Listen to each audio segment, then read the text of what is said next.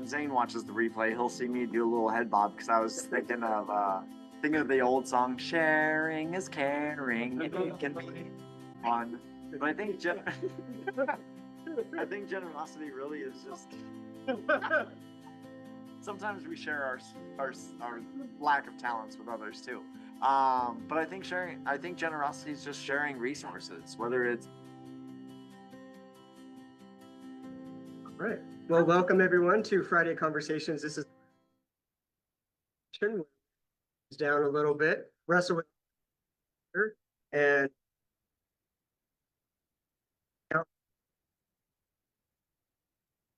David, can you let us know who's here? Yeah, thank you so much. We're really glad if anybody's out there, we're really glad to hear that you're out there and that we're with you.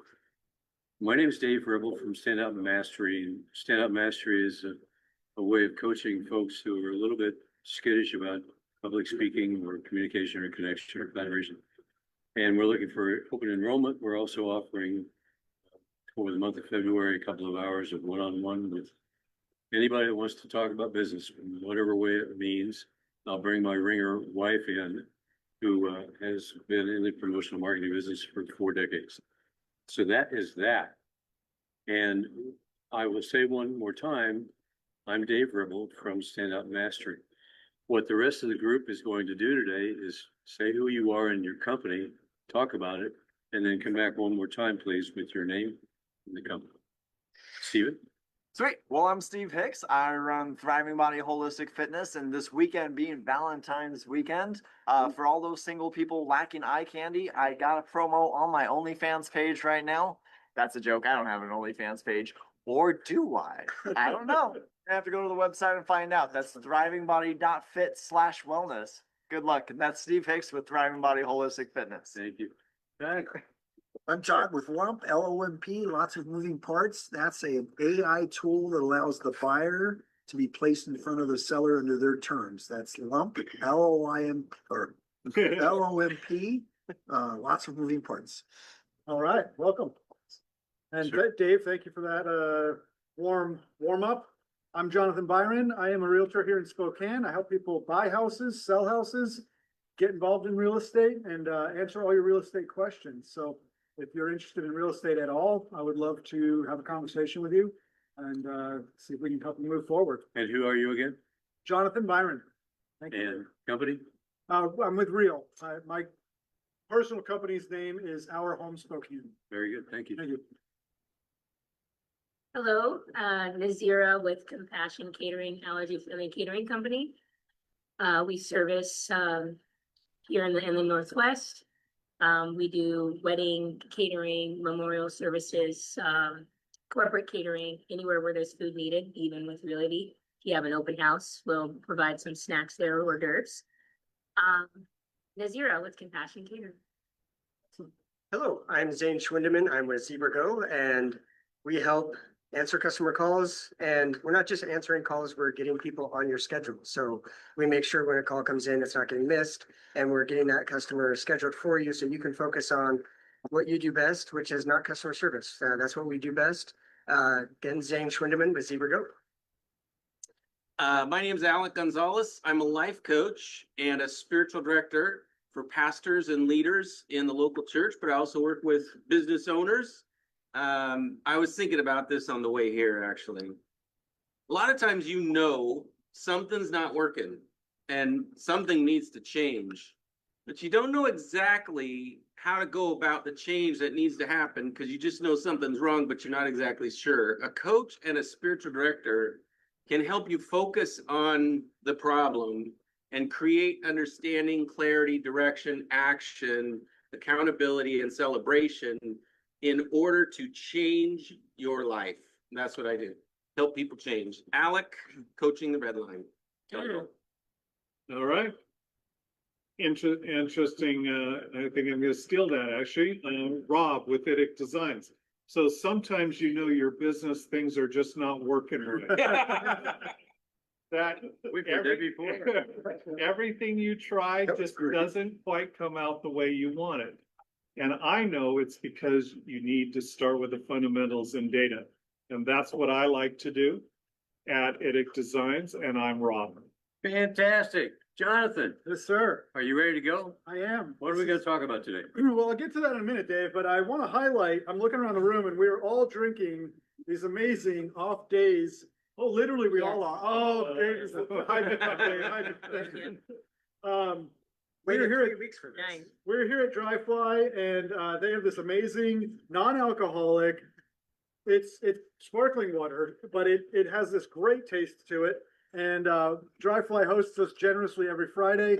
And Idic Designs and Dry Fly together provide lunch. I did a video of it before we all dug into it. I should do a video now again because it's basically we've done a good day to it anyway. So if you're not here in the room, this is to anybody watching on Facebook, on YouTube, come down on Fridays at Dry Fly. At noon, we have lunch available, and then we go live from 1 to 2. We would love to have your voice here at the table, but I want to thank everybody that is here. I say this every week, and I mean it. This conversation wouldn't be the same without you, and the input and the thoughts. I've heard from several people that come on the regular basis. This is an energizing. It's not, I will say this, even for myself, and I think that there's a general agreement. It's not easy to start. Like whenever you're getting ready to come, it's like, oh, I have so much to do. Oh, do I really have time for this? And then even just getting the conversation going, there's this awkward, like, oh, I don't even know if I really want to talk about mindset right now. And yet somehow, and that's why we bribe you with pizza. I'm not going to lie, like come down for the food and then like, let's get into this kind of stuff that we don't always talk about. And that's the reason we don't, is that it takes a little bit of effort to get over that line, to get into the red line, as it were, and start talking about these things that we don't always get to talk about. But doing so is important and is very helpful and necessary. I think there's the phrase for it, come for the food and stay for the value. That's it. That's it. And That's what we're doing. I know I find value. I know at the end of the conversation, like, man, I really needed that. And I know that leading up to it, I'm like, oh man, here we go.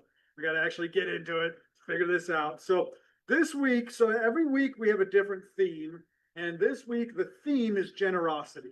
And so for a topic, since we've been talking about mindset, and that's been a really like felt need, we need to kind of figure out how do we shift our mindset? What do we do about mindset? I felt like it would be good to just kind of mash those two together and say, what is the impact that our mindset has on our generosity? What is the impact that our generosity has on our mindset?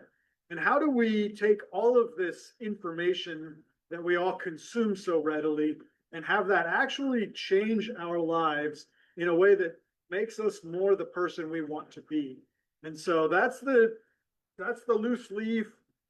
Throw it out to the table. What do you guys all have? Well, I think we were talking before kind of everything started about, what is the driver? Does our mindset drive generosity, or does generosity, how does that impact our mindset? And that's kind of what I've been thinking about is, I think it does go both ways. If you're in a right mindset to be generous, it kind of just fuels itself, right? Because you get a good feeling from your generosity, which then does affect your mindset. And hopefully that continues to push you forward. But also, like you're talking about getting here, sometimes you get so bogged down with everything else that it's really hard to kind of get that motivation to start. Yeah. So that generosity can work in you and affect your mood and your mindset and help you to grow. It's good. I like that. I mean, we were like Zane was saying before the conversation, before we went live, we were having this conversation. Everyone kind of acknowledged that it is a bi-directional relationship. But I think if we ask kind of chicken or egg situation on this, I would probably say that like the mindset to be generous is where it has to kind of start. It's tough to be generous without that first initial decision. Obviously, once you've got that feedback loop, it's easier to maintain and it gets greater and you get more generous. But I know, especially, look, I know economically things are tough for a lot of small business owners right now, and it's tough to feel generous, but it's just got to be that you got to have that mindset, that decision to start the feedback loop and then let it feed itself. Do you think that it's automatically, do we have a mindset when we talk about generosity? Do we automatically assume it's dollars. I think we do, and that was one of the things for today. I really want to focus not necessarily on the monetary side, but on our attention, on our presence. It's not just money. Thank you for bringing that up. Yeah. That's pretty interesting question. I was sitting here listening to everyone and I wasn't thinking about a dollar related generosity, but I was correlating the two, empathy and generosity, Great word. because they are developed actions that one takes, but they have a reward. They both have, empathy has a reward, generosity has a reward. So as you develop a sense of generosity, and it comes with a reward, sometimes very surprising reward from whomever your generosity is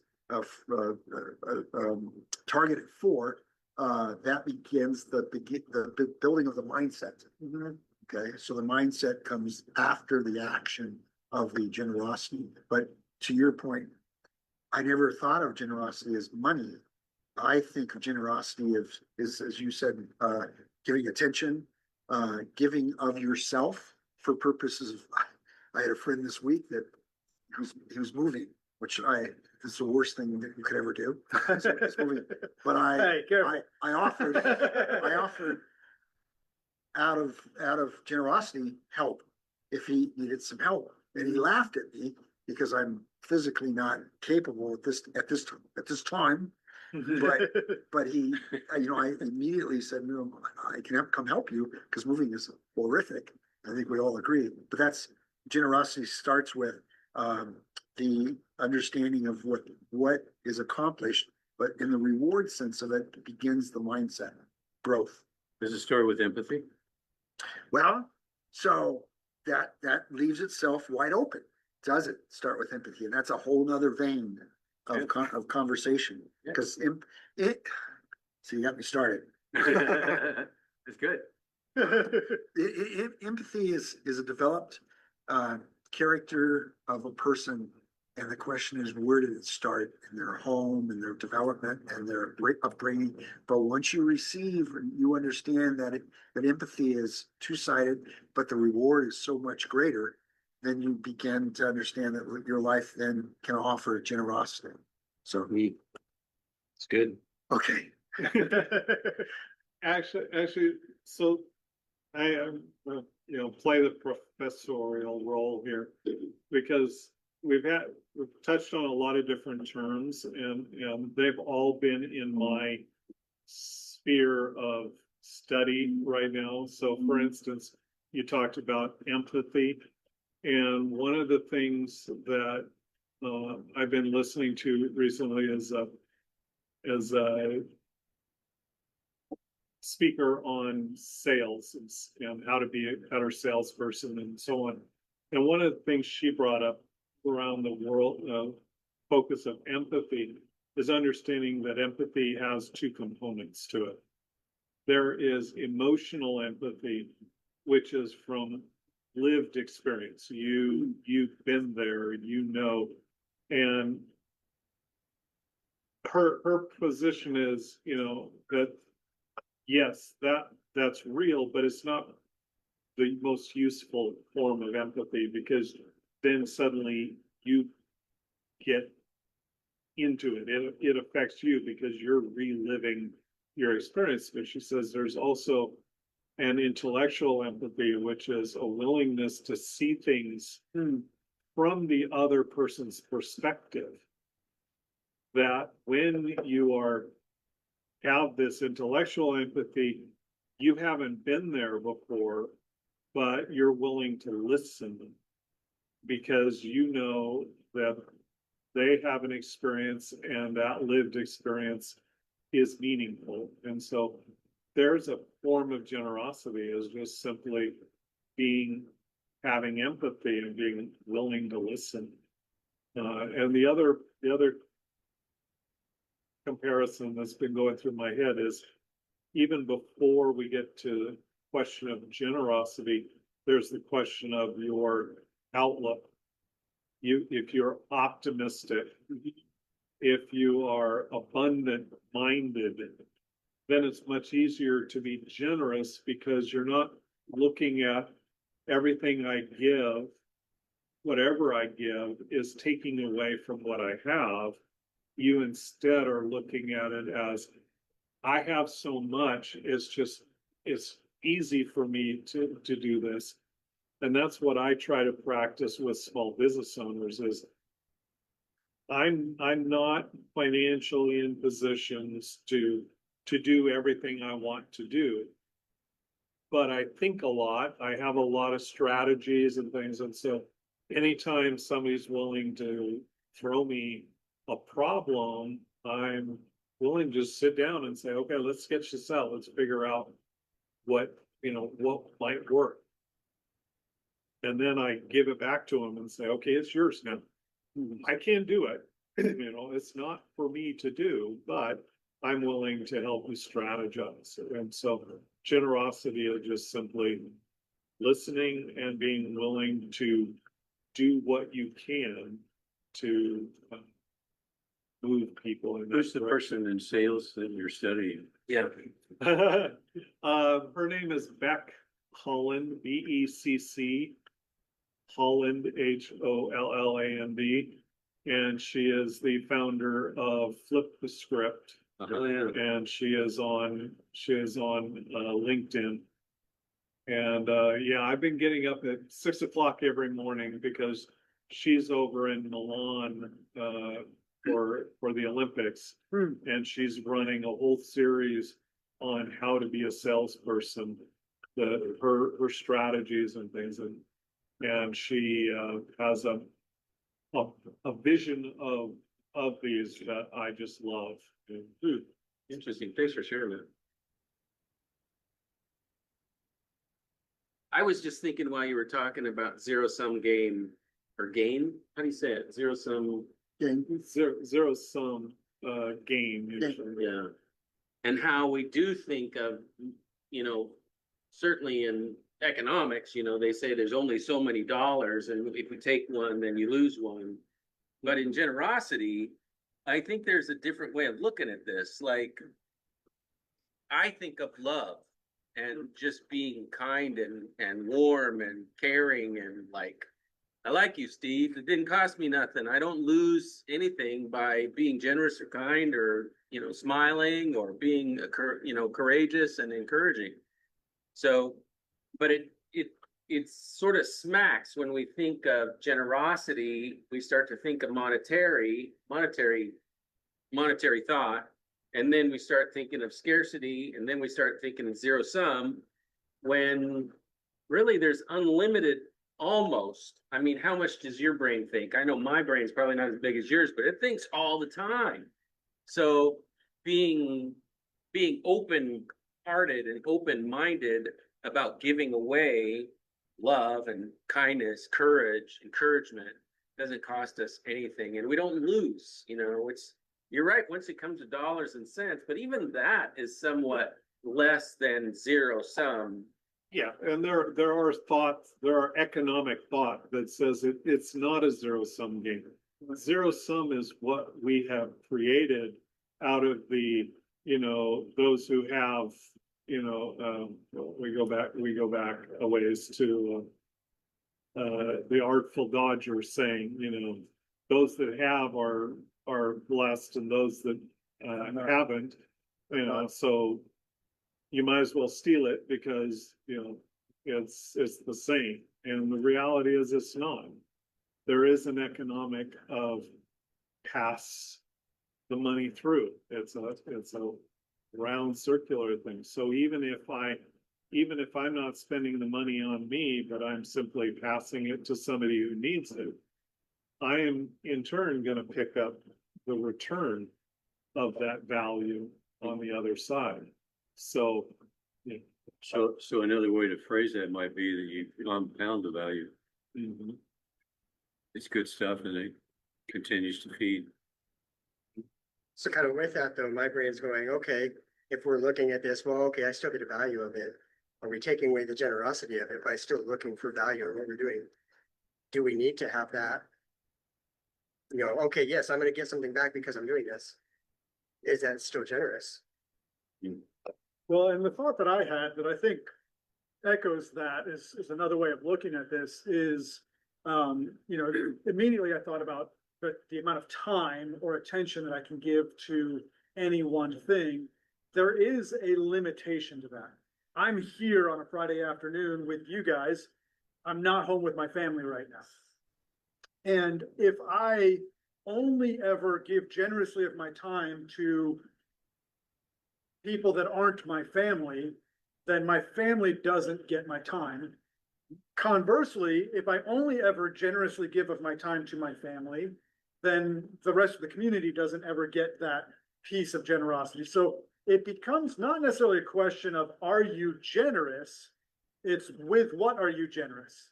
To whom are you generous?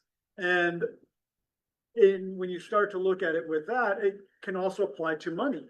I personally have a finite supply of money. Can I go out and get more of it? Yes, absolutely. Can I leverage what I have now to make more use of it? Absolutely. And that's the same with time. At the same time, I can't, if I give all of my money to Todd, that's very generous. It just is. Like, that's all of my resources to one person. And I'm picking on Todd because he's next to me. You pick any person, any Sure, cause. You're not gonna do that? No, Oh. that's why I said if. I wanted to get in line. Well, see, that's the thing, Dave. If you got in line behind Todd and I gave him all of my resources, what do I have left for you? Zippo. Now, conversely, if I'm like, I'm sorry, Todd, I can't give you anything because I need it for the next person in line. And then I say, Steve is actually the next person in line in this particular setting. Sorry, Steve, I can't give you any money because someone else is in line. And I never actually give because I'm holding on for that one big, and that's something I struggle with, right? Is like, oh, I could buy this cool thing, or I could generously give in this particular thing. But what if I need that money tomorrow for something even more important? So I think it's a very interesting, we get into this is where it starts to get good, I think. I think my generosity lies within my, my ability to give of me. Not in it truly is not, I have not exported in a financial sense because I'm not of that ability to give financially, but of myself, I can give a lot abundantly. I wouldn't say unlimited. I don't use that word, but I would say restricted, just unrestricted amount of myself to further your cause or to help you. But I myself personally, if I can't remember the last time, I mean, you tithe, you know, but that's not a generous move. That is a purpose move. Okay. But I mean, I can't think of me being generous in involving money. It's always been of myself to help people. I like what you said. How I like, we say at my church, let generosity be the boss of me. And I've learned that, you know, being a cheerful giver, there's been times where I've done things because I thought it was someone looking at me or it's the right thing to do, it's socially acceptable. But I've learned in this new past few years of living within my means, but also remembering that purpose, but then not allowing it to control the way I think. I just go about my day prayerfully, open-minded a little bit. And my daily prayer, and sometimes I sleep in, but it's usually, Lord, how can you use me? Or, you know, just how can I be used today? Continuing my schedule, but not allowing my schedule to overpower and get in the way of the generous. Because I don't think, for me personally, I don't necessarily expect like what that's going to look like anymore, how it's not going to, today is not going to look like yesterday, most likely, and yesterday is not going to look like tomorrow. And so just really trying to move forward with no expectation, no senses any longer of how can I be generous per se, or what, trying to look a certain way and not limit myself either of like a mindset that I think that I have of myself, like I'm in this category, but allowing, you know, God, who I believe in, to control that, because I know a lot of times uh he's used me in ways I never thought I could have been used, especially even in business, with my open mind a little bit more, and just the obedience of surrendering and not having a control over what I have, but being a steward of it. And I don't always understand what happens, but I'm thankful that I can be used in those ways. And I think when what you have now, the little, if you can steward that well and even be generous in a way that I used that word before, cheerfully, and not just because you have to. It's changed my life, and I've just seen things grow over time. And I think learning how to steward it now while I have it, because I thought, oh, there's nothing I can give, or only the shirt off my back. But there's been resources that I haven't even been able to have access to, that I've been gifted to give to someone else. You know, there's been times where I've been generous in my business, even with like almost fearful, and I knew that mentality is not healthy, where you're afraid and you're forced to. Whereas if I'm like, I'm not sure how this is going to work out, I know there's a need, I'm going to put my faith into that. And it's never turned bad when I've been cheerful and with a heart, instead of just doing it because I felt obligated, where there was a crowd around me that said, oh, let me give this when I don't have it. So There's a business aspect to this. Rob does it, I do it, a lot of you guys do it. And that is that when you're negotiating with a client about things that you want to accomplish, and you find out through your conversation that there's other things that they need that is not your expertise, but you know someone who can handle it. And Rob's brilliant at it, and I think I'm pretty good at it too. You're always thinking about, well, who else do you need? Who else would like to talk to you? Who else? And I think that's a generous thing to do. A lot of people just go, I'm just in it for me. right. And that's a mistake. It's a mistake on many levels. We talk about it in the stuff that I do. I think a way to consolidate all that we've kind of chatted about already so far is Dave brought up whether like is generosity a financial thing. Todd talks about it almost being more like an energetic thing. I think really when we talk about generosity, it's not a specific thing, it's just resources. Right. And I can't remember where, it probably somewhere where Rob was talking, because I know when Zane watches the replay, he'll see me do a little head bob, because I was thinking of the old song, sharing is caring, it can be fun. But I think I think generosity really is just sometimes we share our lack of talents with others too. But I think generosity is just sharing resources, whether it's financial resources, whether it's intellectual resources, whether it's emotional resources, or relational resources. Like Dave was talking, I know Alec is tremendous at the same thing. We had a conversation, I think this Monday, maybe last Monday, and he's been connecting me with people just off one conversation. So it's just Good. I think generosity is sharing resources, and resources is a very nebulous umbrella term, but it is just kind of like Nazira said, it's not mine to own, it's mine to kind of steward and share. And so just share resources, whatever that looks like, however that looks like.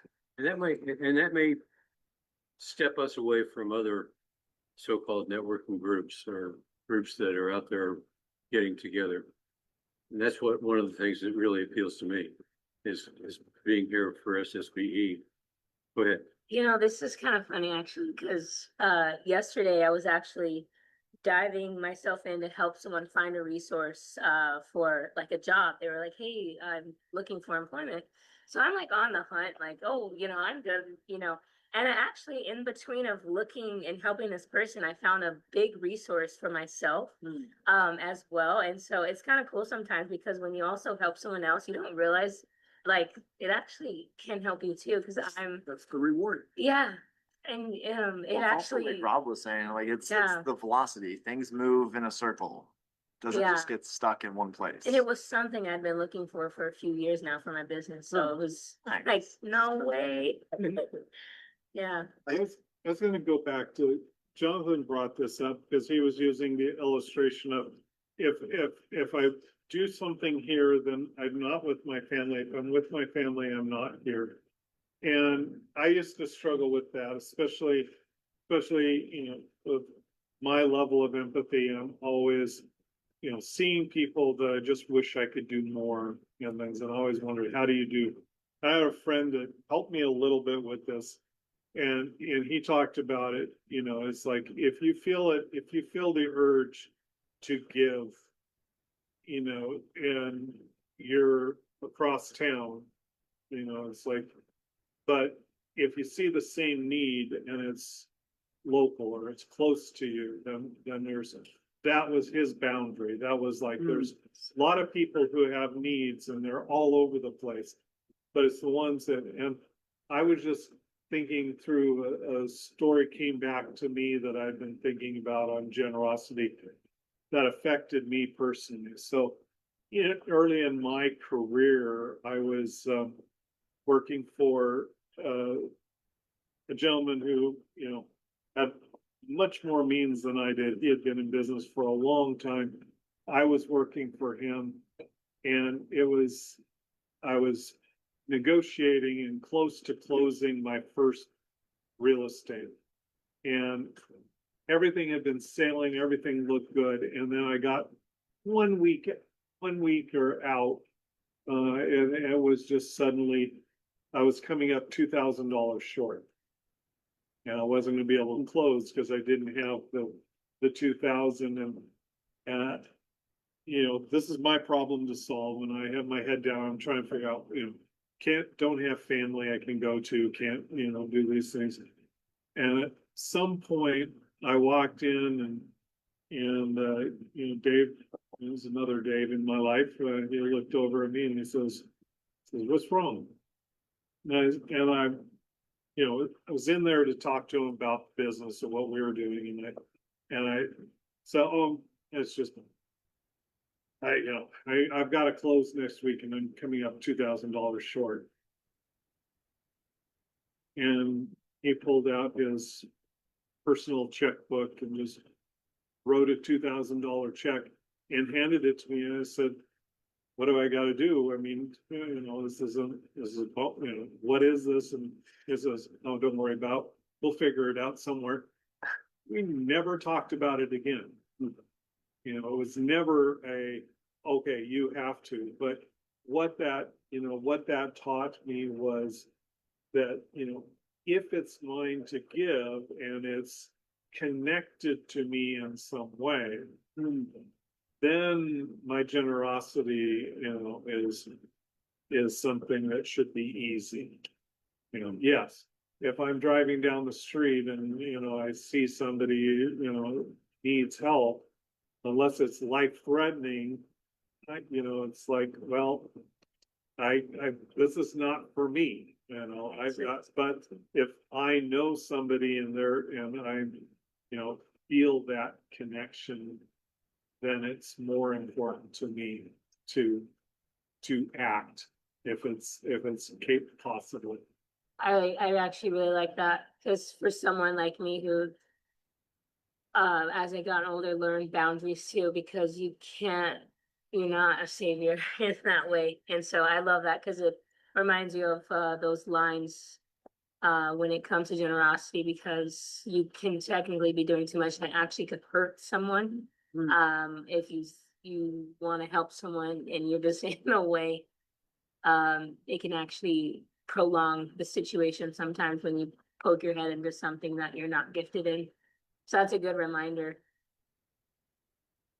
A thought that I had that takes this a little bit in a different direction is generosity of assumptions of the other. And they're within the SSBE Facebook group. I think most people that are on there saw this week, somebody posted an AI picture of themselves. And it's just one of these cartoon caricature types. And it created this whole huge argument about things. And then it got pretty ugly and we had to intervene and deal with some things. And something that I'm seeing a lot, especially on Facebook, is where somebody says something and immediately the assumption is the worst. And there's no generosity of like, what did this person actually mean to do, mean to say. And it, we see it in text messages, we see it in emails. And obviously, like, I think for me, being person to person, face to face is crucial at undoing a lot of that, because there's so much that you miss the nuance of conversation when it's a Facebook format, when it's a text format.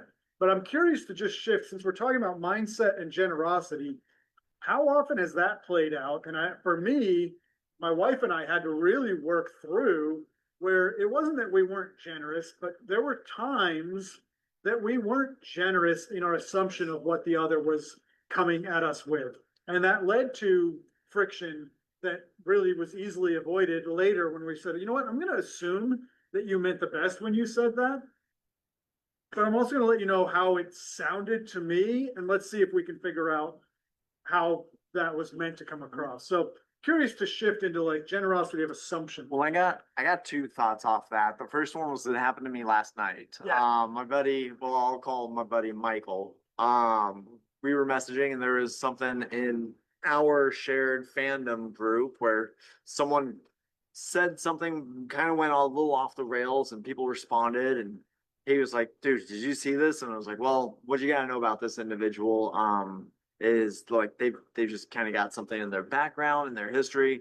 I'm just glad that they're out and being social with people, but they're always going to be a little quirky because of it, and I just let that person be quirky.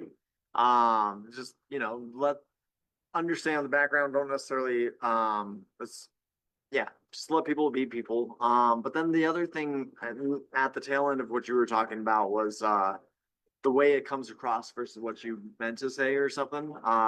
The only book that's on my universal recommendation list that I think everybody should read is the book Crucial Conversations. And they do talk about kind of the process that we go through, where we reverse engineer why someone says something or does something, and we do assume the worst. We reverse engineer that to make the person out to be a monster.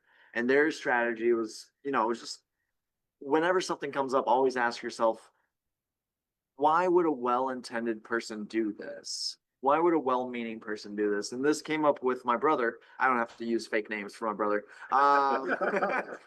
His kids were very young, I think like 2 and 3 at the time. And his mother-in-law was a little bit overbearing, just always trying to get the kids away. And he's like, I can't believe she's trying to steal the kids from me. I want dad time. And I was like, well, you could think that. Or we can also think that she just has so much love. She just wants to give that to the grandkids. That's a blessing. Maybe speak some boundaries, but I don't think she's coming after to steal the kids from you. I don't think that's the interpretation that needs to come up here. Yeah. So that just kind of that, why would a well-meaning, well-intentioned person do this or say this? I think that helps. Yeah. Kind of some of the thoughts that I've been having, and it's along those same lines, but also you're talking about the assumptions we're making about others and their intentions. There's also the assumptions we make about ourselves. We hear a story of someone giving $2,000 and just like, cool, nothing, it's pocket change. I wish I had $2,000 as pocket change. Right. But that doesn't negate my own resources, my own abilities, what I can give. And so taking those experiences or those stories that you hear and not just assuming, well, I can never be like that guy. I can never match up to Dave Ribble. Few can though. Exactly. That's fine. I mean, that's fine. We're all humbled here. I didn't ask for that, John. I didn't. But Thank you. we look at ourselves and see what we can contribute and see that, and then be able to be generous with what we do have instead of assuming that I don't have anything to give. Yeah. Good point. I think, and I'm speaking to everyone out there in the world, because entrepreneurs are watching this, and they're trying to decipher whether or not they should be part of this group. But one element that generosity is a defined trait of all entrepreneurs. They don't exist without being both kind and generous with their time, with their behavior, with their knowledge, and it's a trait that goes along with entrepreneurs that are successful. And I enunciate that because you can't be a successful entrepreneur without being, you know, considerate of others, number one, but having a generous vein in you to give, to not give back, but to give, especially without anticipation of a return.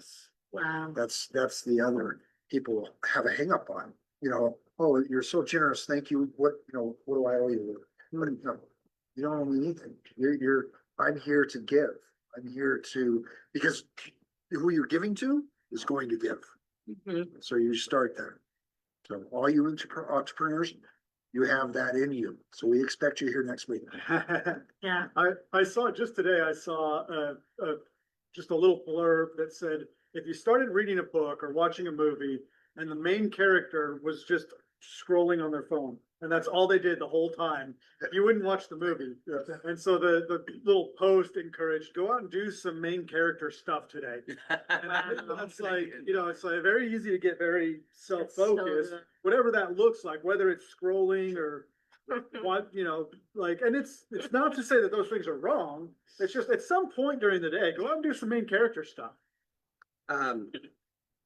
Continuing on the Ribbles, Miss Gay Ribble commented, she says, when you overreact to what someone says first, look at why you reacted that way. Many times it's your trigger, not the person's intent at all. Yeah. So thank you, Gay. That's For sure. Very true. And that was with what you were talking about when you were saying like, what is it that I have within me to give? And as grandiose as a story of like, hey, here's a check for $2,000, like boom. Or I know we've heard stories of even bigger amounts that are just like mind-boggling.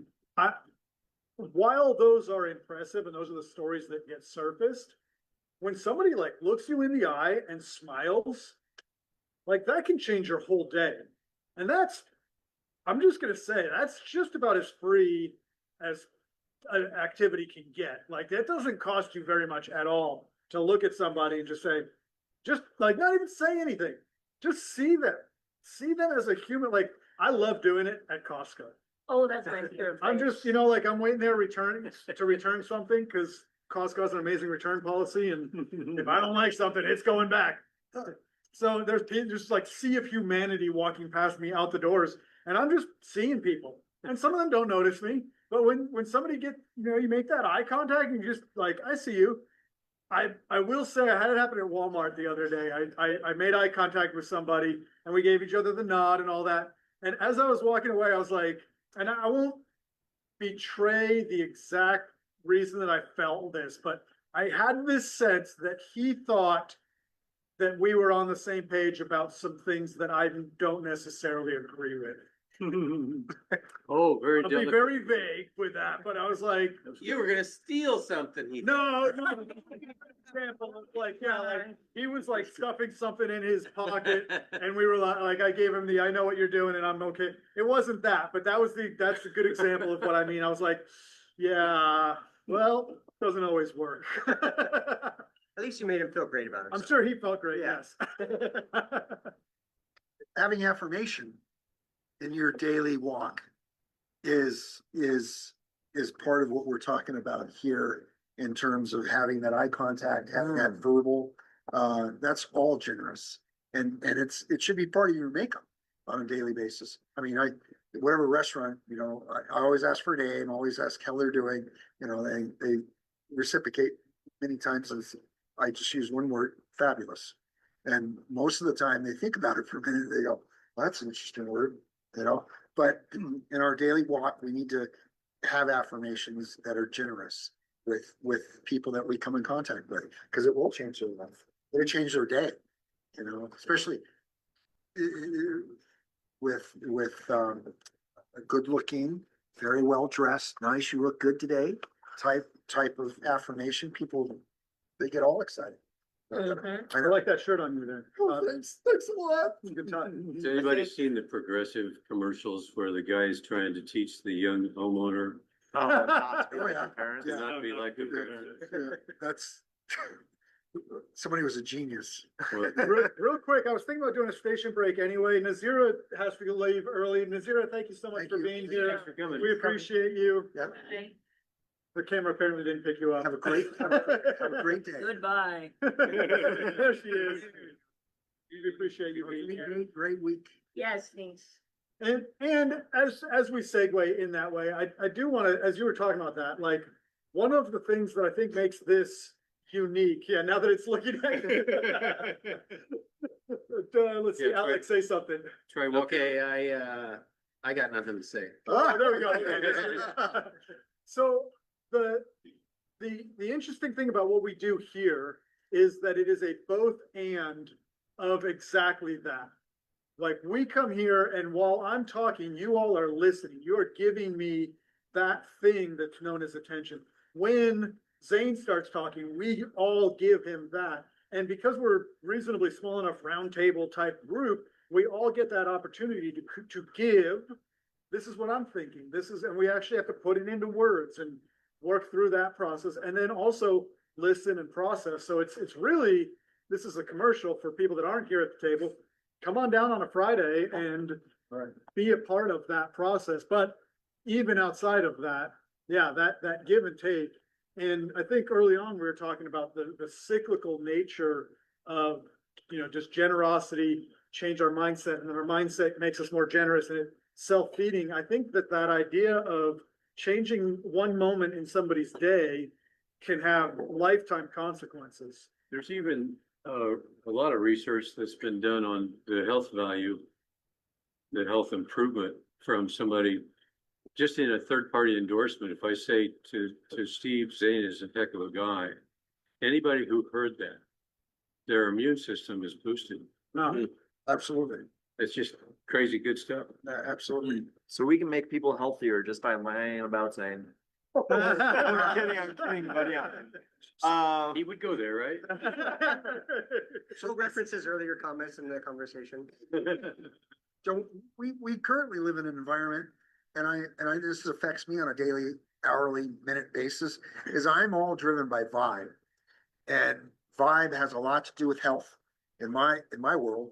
Yeah. And so the generosity of one's vibe to me, I'll detect it in seconds. And I make a lot of decisions in my life these days based on vibe. And the first time I visited us, this, like that, us, it's like, in the valley is I had my little feelers out like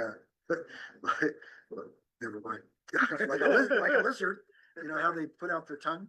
And I was feeling out the vibe to make sure that it was conducive or it was generous to me, because I have, I think, a lot of energy and vibe to give. So I expect that return, but my existence deals a lot with the vibe and the health of me, because if the vibe is not healthy, and many times we're in environments that there's one or two or maybe more that you can feel that they're not of the same alignment of vibe, and it affects you in your health.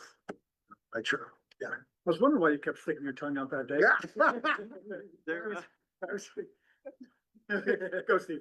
there is one little tangent that I kind of thought of, and it's going back to like Todd started my thought process on it when he was talking about his walks and affirmations, and Zane mentioned this briefly, but we've been talking about generosity a lot in sharing resources or sharing ourselves with others. But when Todd mentioned affirmations, I think there's a disappointing lack of generosity towards ourselves. Being in the wellness space, I see this all the time. Like, most people end up in a bad spot because they don't treat themselves well. They don't care for themselves very often. And most of the time, unfortunately, people don't think of themselves well very often. And I think that's one of the things that as we talk about the generosity mindset, we also want to be generous and loving with ourselves. Which we're not. I mean, we sacrifice ourselves being part of an entrepreneur. It takes sacrifice. So you're already programmed.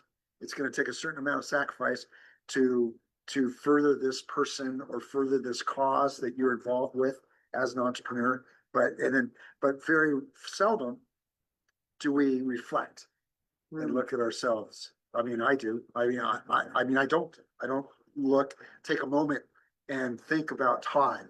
You know, that's not what we're here for, but we should, you know, and maybe someday I might.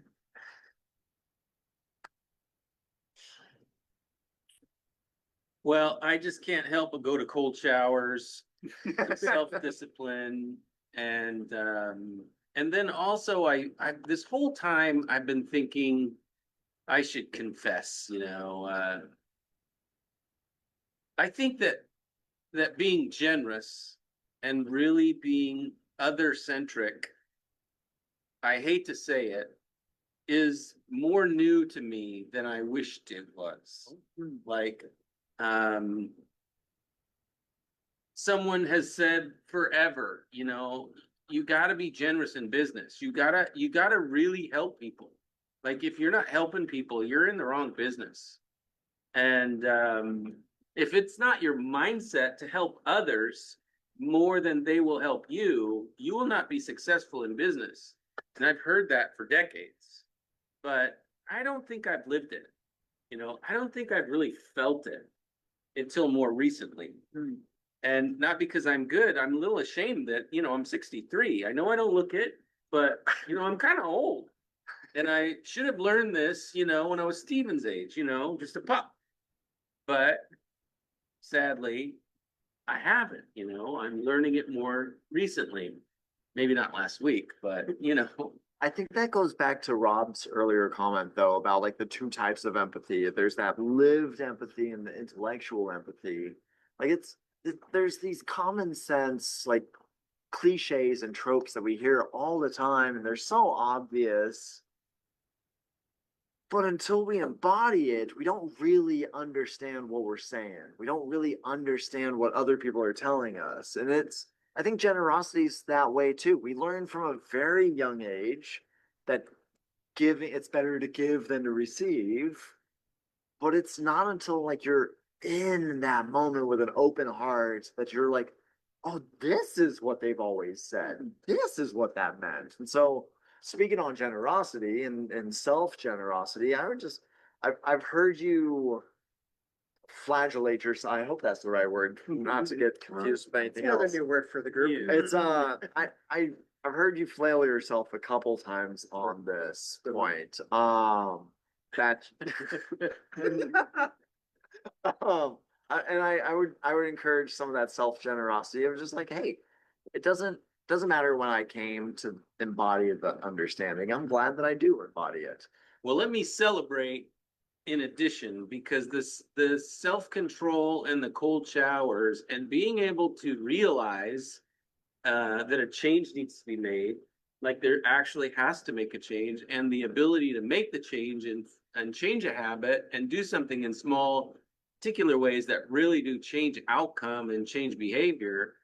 And the cold showers have really helped me. They really have genuinely helped me change my, behavior and habits and be more generous and kind and outgoing.